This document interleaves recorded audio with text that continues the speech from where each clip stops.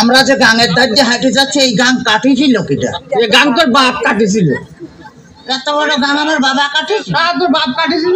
আমার বাপ কাটিছিল তো এই এত মাটি ফেলেছিল কারণে। মাটি এত মাটি আমি খাইছিলাম শালারি তোরে জামাই কোথাকার। তাতে কিস কিস করেছিল না?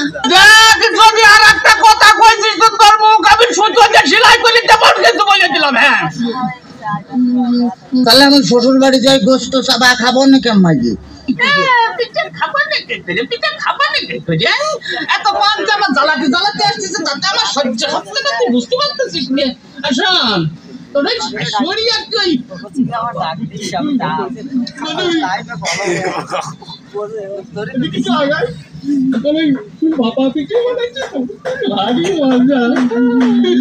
শ্বশুর বাজারকে বিয়ে করেছেন?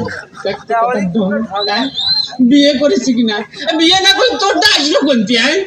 আমার তোরে কাকু কাকা আপনার কোনো ছেলে বিলে হয় নাই শ্বশুর বাজার?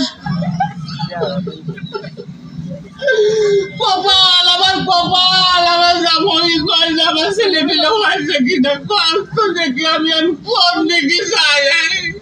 তোর মারিয়ে অতপা গুঁড়ো করে দেবো একেবারে দেখেছিস? তাহলে আমি শ্বশুর বাড়ি যাই গোস্ত চাবা খাবো নাকি? গোস্ত চাবা খাবার নাকি করে এই যে অবস্থা করতেছ তাতে তাতে তুমি বুঝতে পারছিস না যে গোস্ত খাবার কি করি? তোর সাথে মেয়ে বিয়ে দিয়ে আমি ছাই খাইছি ছাই। ছাই খাতে গেলেন কে? আমার কাছে কলেই তো 10 কেজি চাল পাঠা দিতাম।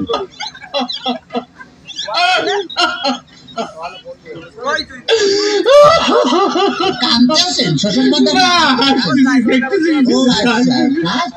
আমার যদি কথা কইছে তোর আমি একেবারে সাথে যে পাইনি দাঁত ভাঙিয়ে বেলা তোর একেবারে দেখছে না। ওই তাহলে তো বললাম যে দাঁত ফেলা দিলে আমি গোস্ত চাবা খাবো না কেমন?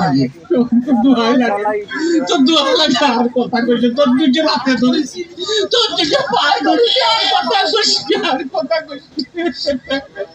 শোন মানে ঘটনা হচ্ছে কি এভাবে জ্বালাতন যদি করিস তাহলে আর আমি পারবো না।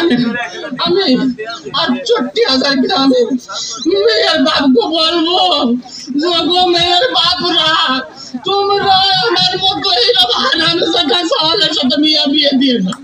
মেয়ে বিয়ে দেওয়ার আগে ভাবিয়ে দেখবা যে সেই মেয়ের জামাই ভাত কাপড় দিতে পারে কিনা, জামার বাড়ি ঘর আছে কিনা, জামাই ঠিক মতো মেয়ের পাশে মানাই কিনা, তারপরেই তোমরা মেয়েকে বিয়ে দিও। শ্বশুর ফাদার শ্বশুর ফাদার আপনি কি যাত্রা অভিনয় করতেছেন?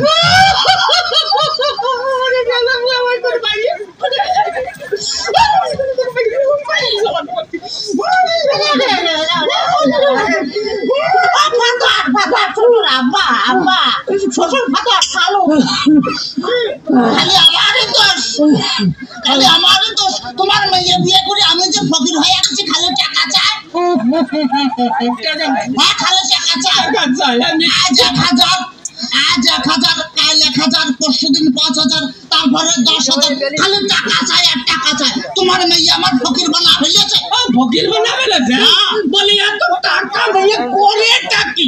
এত টাকা কি করে তা আমি কি করে পাবো? আমি কি কোনোদিন দিছি নাকি?